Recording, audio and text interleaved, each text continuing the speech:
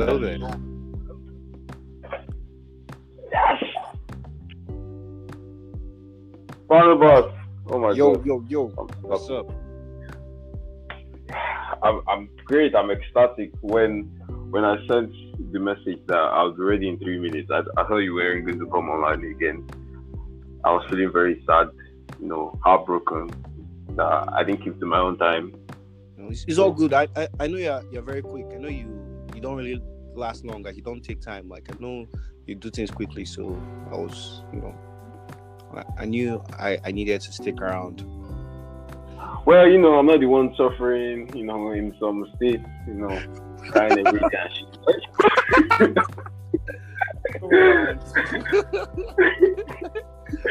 Yo, man. It's so good to have you here, man. Welcome to the Hit or Miss podcast.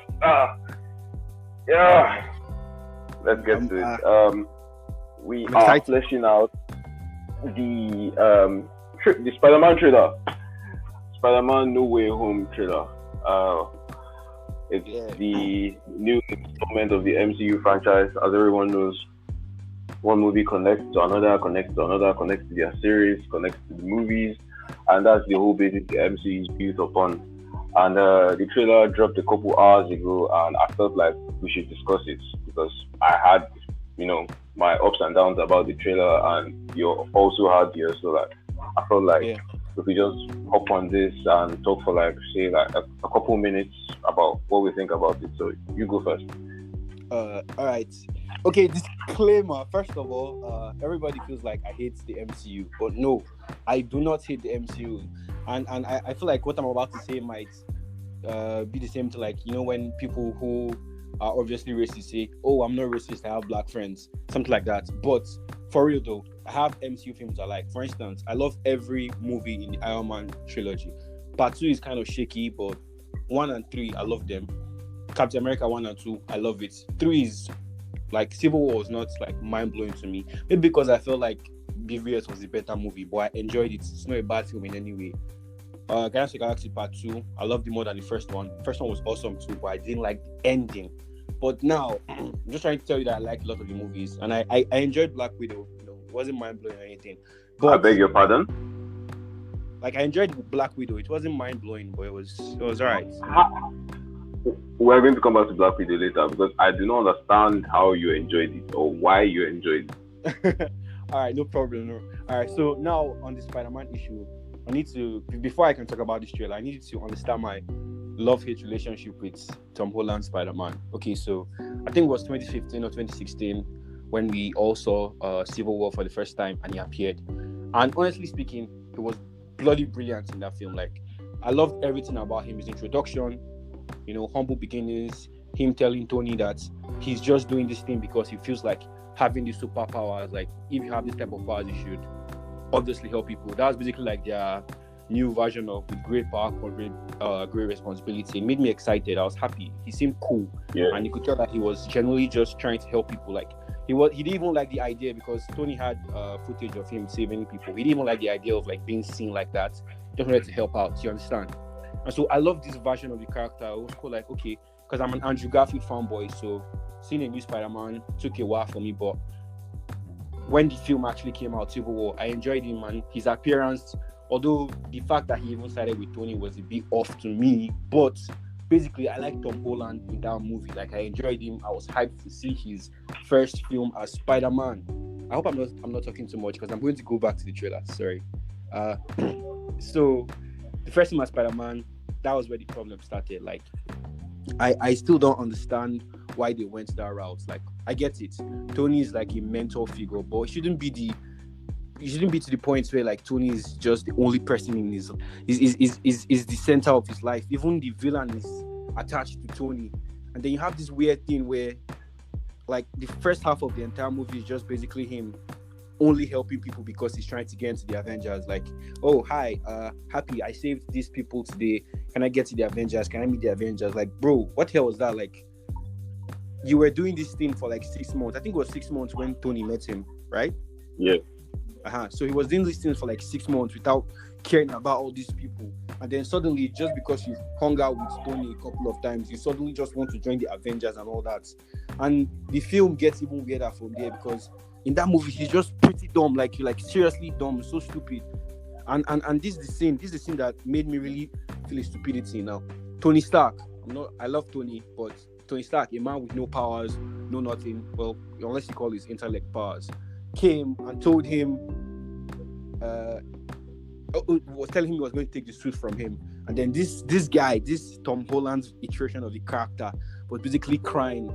Like, the whole film made him seem like the suit gave him the powers. Like, why do you have stuff like you have some blah blah blah blah web shooter combinations, death mode, kill mode, kill instinct, all those stuff is just weird and on Spider-Man. Like this is not even Iron Spider. This is just his default suit, and I hated that. I hated it so much.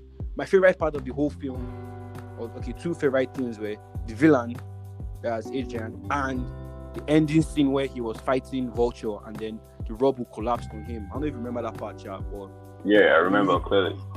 Really hit me in the feels. I feel like he needs more of that underdog relatability. And I know the film tries to act like that's who he is, but it doesn't feel that way, man. Like, this guy is using state-of-the-art technology, cruising through life, just doing whatever he wants to. And then things get even weirder with the second film. Jesus Christ. I mean, when I had seen Homecoming, I was always bashing it like, I don't like Homecoming, but bro, Far From Home, man, that's a whole new level of stupidity, man. Like, this guy is basically said, okay, turn off your brains, write something. No, you turn off your brain, keep writing, don't turn it back on. That's what happened. No, for real. No, because it got me really pissed off. Okay, for instance, you meet someone for the first time. I mean, sure, Nick Fury or the Skrull version of Nick Fury introduces you and everything, but then the last thing Tony Stark gave you, which is also super stupid, because we already had the Sokovia Accord, which said they needed the superheroes to be under regulation from the government, right? Yeah. And then now Tony Stark suddenly has drones and sky, and guess what? The government have no regulation over it. He gives it to a kid. What the fuck was that? What I don't understand is the fact that, sorry to cut you short, what I don't understand is that Tony has not known this guy for years. Like, how long do you think he has known Tom Holland Spider-Man, that he's giving him everything he has worked for? Exactly. Like, where's this? He didn't give it to Barney. He didn't give it to what is the name of this other Iron guy? He didn't give it to any of them. He didn't even give it to his wife. He gave everything exactly. to I mean, Tom Holland Spider-Man. The kid from Iron Man 3 could have gotten these things. Why this guy? Jesus. He didn't even give it to Happy. Happy deserves to be happy, man. Exactly. Like, you could have given those glasses to Happy. So many things, man. It's so weird. Like, I don't understand. Then Spider-Man decides that in like a day, he met this nigga in a day. I'm like, oh my shit, man. Let me give you everything that Tony gave me. Let me give you everything, because I just met you like last 24 hours, but I feel like cool that, and you can handle this shit better than me. Take everything. I saw this shit. I was like, this whole story of this Spider-Man movie is not making sense. It's not making sense. It's not. And my issue with like these Marvel movies is the critics. You can obviously tell they know these things deep down, but instead of talking about it, they're like, wow, Far From Home was fun, cool action. It's like, I'm not even going to deny. The action is cool, yeah. The movie is interesting, but like, when you sit down, if you're someone that is very critical about something, you sit down and look at it, like, this doesn't make sense. This doesn't make sense, and this doesn't make sense.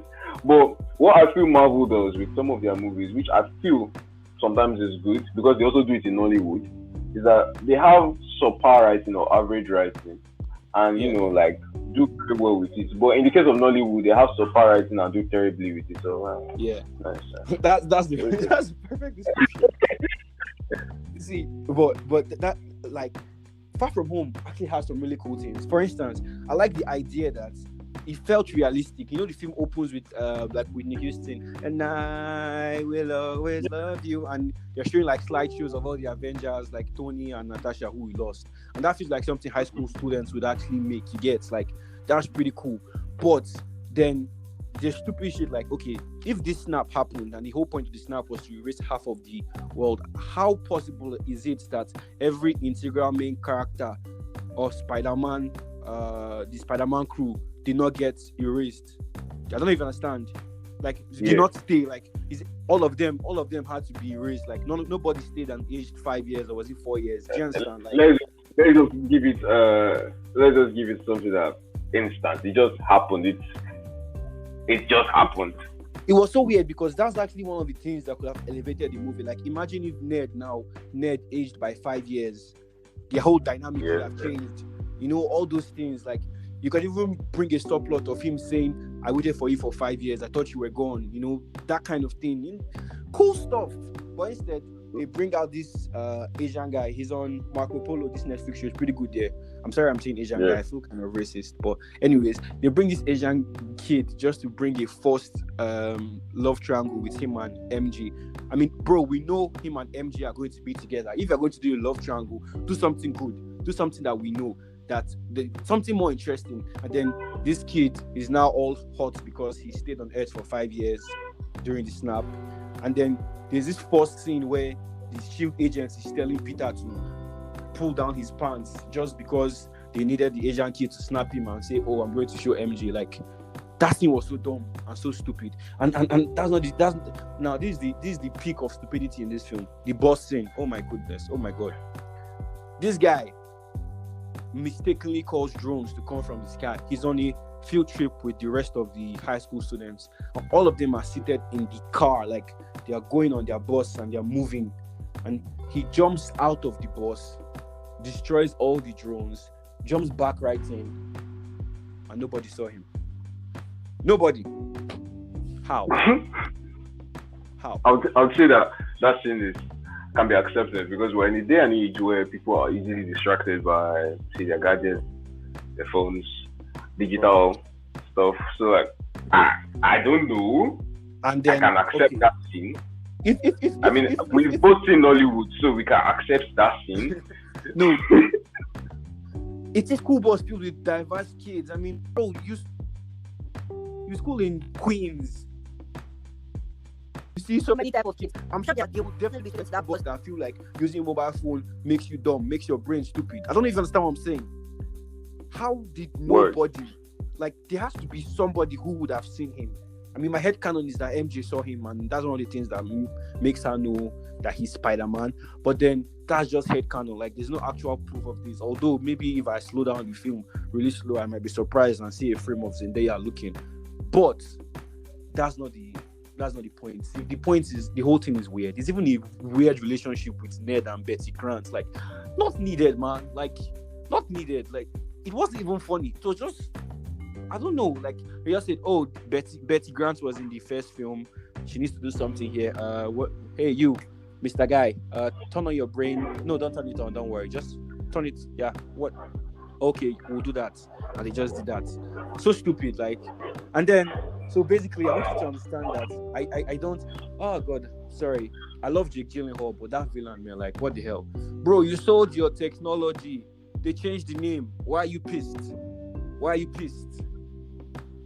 So changing the name of your technology pissed you off so much that you went to go and look for every villain this guy has fought, and then you teamed up with them. That part felt very unrealistic. Like bro. You went to find every person. Jesus Christ. That's why it was so unrealistic. I feel like Marvel just tried really hard to make that movie good. I'm not even going to lie. I'm a fan of the MCU. Like, you and I always have debates on WhatsApp with back to the show, but like, I feel like the whole Sony Spider-Man franchise with Tom Holland has been trash. I'm not going to lie. Trash, honestly, man. Like, poor. I'm not going to lie. So I guess we've covered the major issues with, like, first, so we can lead up to my thoughts on the trailer. Oh my goodness. The trailer. I've been talking for a lot. Sorry. Before I first say this, what the fuck was that wink? From Doctor Strange, right? This Sorcerer Supreme is winking like how? Oh my God. These films are so weird. Like, they do so many weird things that are so unnecessary. Like, I mean, like, I feel like, see, can you hear me? I feel like the the way these films work, I feel like the way these films work is when they're in their pitch meeting or whatever, they're like, okay, we're making a new Spider-Man movie. We need to put out 20 memes. We need 20 memes, 20 memeable shots. Get me 20 memes. And then the writer's like, oh, where can we make a meme? And get me 10 terrible jokes. We just need terrible jokes from and it's to sell. I mean, when it's digital age, it sells. They crack jokes and then the characters wait so like the audience can react to the cracked joke, and then they continue their dialogue like, bro, are you Deadpool? Are you breaking the fourth wall? What is going on? It's funny. I've noticed it so much in Marvel movies. When they crack jokes, they do these scenes in between that last for like a second, 2 seconds, where everyone just pauses and they look at each other. Then move on with the scene. And I'm like, what? Why? It's crazy. Like, everybody in the MCU has to be funny, you know? Like, Wong tells him, don't cast that spell. And then he winks. Yay! You know, I feel like that's a variant of the actual Doctor Strange because his appearance differs. And who wears a hoodie in the... Bro, even the... I don't want to be a nitpicker, but I feel like I'll sound like one. But that look was just freaking weird to me. Like, if you're wearing that, wear the hoodie, then why did you have to put the cloak again? Pretty weird, man. Exactly. Pretty weird to me. So I feel like that's a variant because now I'm really skeptical. Who actually started the multiverse? It did. The way I see it, I think the Scarlet Witch started the multiverse. Then Loki created another multiverse inside the multiverse. Then Doctor Strange is like creating another multiverse inside the multiverse of the multiverse. So that's the way I see it. Because it doesn't make sense that three different MCU movies, everyone is creating multiverse one by one. Okay, so like there's this I don't like to give props to Marvel all the time, but I saw this cool TikTok video. I don't know if it's true or just coincidence, but you know the Homecoming trailer came out like late yesterday, which was 23rd of August. And so there's a scene in WandaVision, I think the beginning period, where they talk about something on the calendar and the date was 23rd of August. So maybe this might still be an effect of like Wanda, because this is another head kind of mine. Honestly speaking, minus the fact that they showed Jonathan Mayers as Kang the Conqueror, I don't take Loki as canon in my head. Like I feel like if you don't watch Loki and you watch every MCU film coming out, like you're not missing anything. So I think that's true.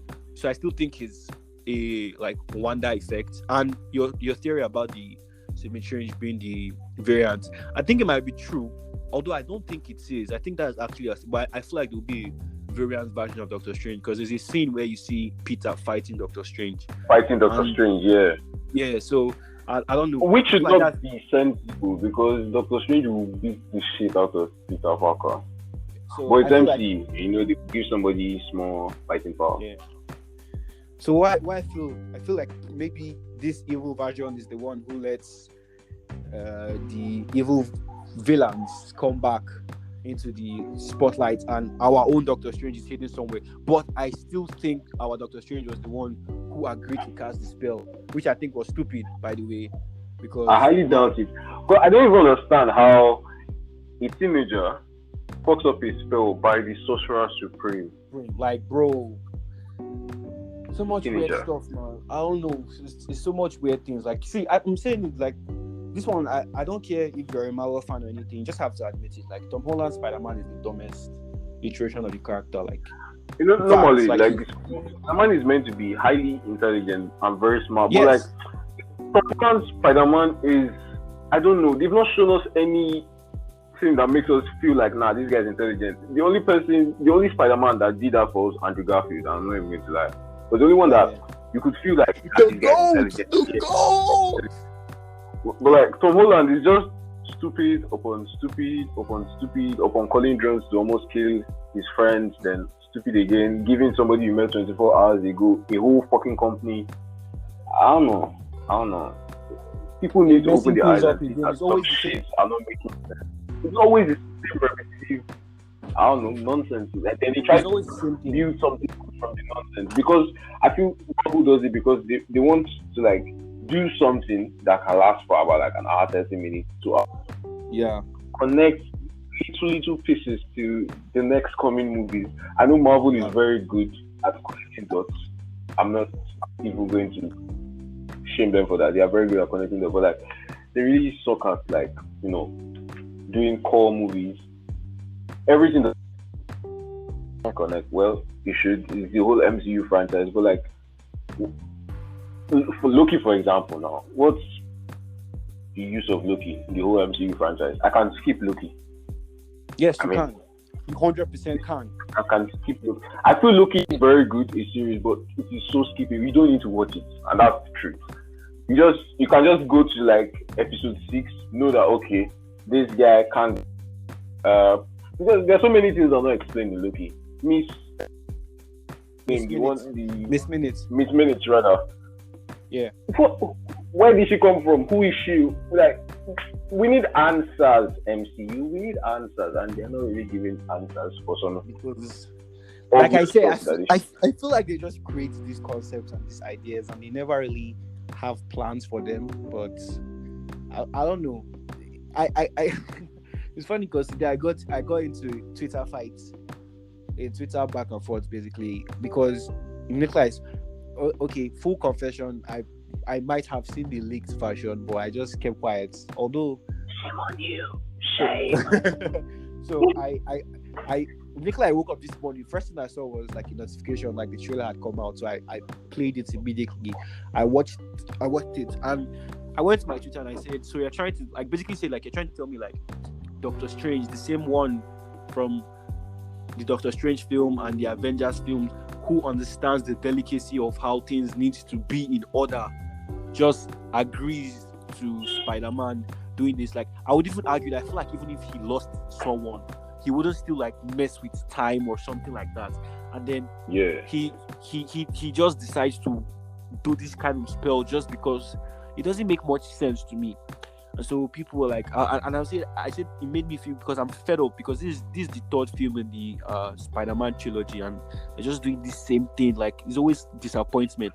And at least the first two trailers for 1 and 2 got me hyped up, but I got disappointed with the movie. But this one, it seems like the trailer itself is already disappointing me for many reasons.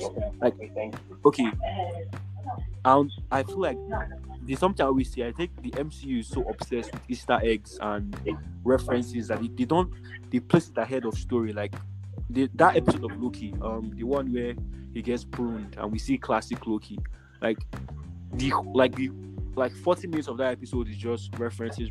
Like nothing happens till the final part. And this is how I see their movies, and it's so frustrating. Okay, for instance, now I was telling somebody that there's a huge probability that, you know, that meme with like different Spider-Men pointing at each other. I'm pretty sure that someone in the boardroom just saw that and said, we need to make this a movie, and saw like Into the Spider-Verse was successful. So like, fuck it, let's do this. I won't be surprised if they do it. Honestly, because I'm 70% sure that thing is going to happen. Maybe a bit different, like Toby Lance and then Andrew Lance. And like, I feel like Andrew will be the instigator, like you. Like Tom you will follow up. Yeah, it's that kind of thing. Some of like what's going on. It could be like an episode of The Office. Exactly. Like that's bro. That's how I just picture it. If I go to front, I know I'm a funny hard guy. I mean, it would be funny actually. And it's not something that's too far off character from them. Like Spider-Man is a funny character, and he'll be actually weird like that, you know. But my issue with this Easter egg thing is, okay, you're bringing Doc Ock. Okay, fine, you brought Green Goblin. I understand Green Goblin because he's still a villain. He's a villainous character. But the Doc Ock from Spider-Man 2, like, he literally had his redemption arc. He even said it that he's not going to die a monster. Well, they could easily say that bringing him back from before he finally chose to be good again. But like, be very. Yes, but at the same time, I just don't see the reason why you have to do that, because there's a high tendency that they will fuck up his ending. Like, I don't know if you get what I mean. Like, there's a very high chance like they will mess that up. Or Sandman from Spider-Man 3, like someone who also had like his arc resolved. I hear they're bringing him back. Like, sure, bring Electro Electro was still pissed off with Andrew Garfield. I mean, I want to see that. Bring Green Goblin. I mean, he killed himself trying to kill Toby. Bring that back. But like Doc Ock, man, and it's Doc Ock the show, so I'm feeling like he's probably going to be the main man among the Sinister Six. I just really hope that that's a variant of Doc Ock, because the whole introduction in that trailer was crazy. I felt like, nah, this is a villain that I want to see. I want to see how far it's going to go. I want to see what it's going to do. And I really hope, like, as you said, like, Goblin is good. I hope they bring back cool niggas like Sandman and Electro, honestly. I don't think Electro is going to be in this, but I really hope. I want to, because he is? the two people who kind of leaked this thing, Alfred Molina first, he talked about being in the movie, and then Jamie Foxx quickly posted a picture on Instagram showing 3 Spider-Men and saying he's glad to be back, blah blah blah, but he deleted it because I feel like he didn't know that I was not meant to post that. You get? So he's definitely coming back. And there's a shot with electricity. I have this theory, and I would hope it comes true, but I feel like that would make me feel more happy about it. Okay, so first things first, in the trailer we don't see Doc Octopus with his tentacles, his top with his metallic arms. Like we just see him. And if you remember from can you hear me? I can hear you. Yeah, and if you remember from the Raimi films, like the arms were the ones that were like messing with his mind. And so my headcanon is that this is still the same guy, and he doesn't actually have it. Like, he's not even going to be a villain. That's just misdirection. That's why he says hello Peter, because he's cool with Peter now. Like, he has no issues, and he's talking to Toby. My theory is that, like, if you remember from Spider-Man 2, the tentacles, Dr. Octopus tentacles, they were like messing with his mind and everything. And so he lost them by the end of the film. Like, he saved the day and everything. So I feel like the fact we don't see that here, that it could prove that him being a villain is a misdirection. And this is generally the Doc Ock from the end of that film. And that he says, hello, Peter. Not like he menacing, I'm going to kill you away, but more like, hello, Peter, good to see you again, friend. Because if you truly look at his face, he doesn't look like he's trying to kill him. He looks... Well, it's coming out of his destruction. Yes, that's the thing. That's the problem. I don't know. Maybe they can't face the Sinister Six alone, and then Toby's like, give me a minute. Then he jumps back to whatever portal. I don't know if there's a portal. There's usually portals in superhero movies, man. I don't know. But like I said, I just feel like where the whole city was going into a sort of like a black hole. I feel like that's the portal there, just like Spider-Verse. Yeah, so I feel like I would be totally cool with that, because I'm like, oh yeah, they tricked us, kind of like in Spider-Man 2, they were already talking about the multiverse then, but we didn't see it because Mysterio was lying at the time. So I feel like it would be cool if this was what they did with the character, because I don't want to see him being, it feels like, what's the point of Spider-Man 2? Because he literally says he doesn't want to die a monster, if I remember correctly, because I rewatched the films like a couple of weeks ago. So I don't know, man. I'm just... And my boy, I'm so scared for my boy. Everybody knows I'm Andrew Garfield fanboy, man. Like, I don't want them to mess him up. Like, they can do what they want with Toby. Make Toby the joke. He's the sacrificial lamb, but not Andrew. It's already in the movie. They're going to mess him up. I mean, it's Marvel. It's Marvel. I know Spider-Man. He's going to be in the movie. But I would like him to be like, I want Toby to be like the grumpy old man if they're making jokes, but Andrew remains the cool, collected, super smart guy. Like, I want Andrew to be the one who comes up with the plan. Like, yo, Peter A, go there, B, like, I want him to shine. I want him to be that guy, like, cool, fresh, and give him the speech about how he should be more careful because he lost someone he loves. And I'll be like, oh my God, he's talking about Gwen, my heart, stuff like that. I just want my boy I want him to be secured. And then if they want to bust my head, by the time he enters his own portal, he will see Venom. That's Tom Hardy's Venom. I'll just start shouting in the cinema like, yes, they did it. Yes, Andrew Garfield is going to fight Tom Hardy. This is what I wanted since. Yes, like, I want his own universe to continue in some form. I don't know. Yeah, so that's just it. Yeah. Andrew Garfield supremacy. Yeah. Andrew Garfield supremacy. Yeah, Andrew Garfield.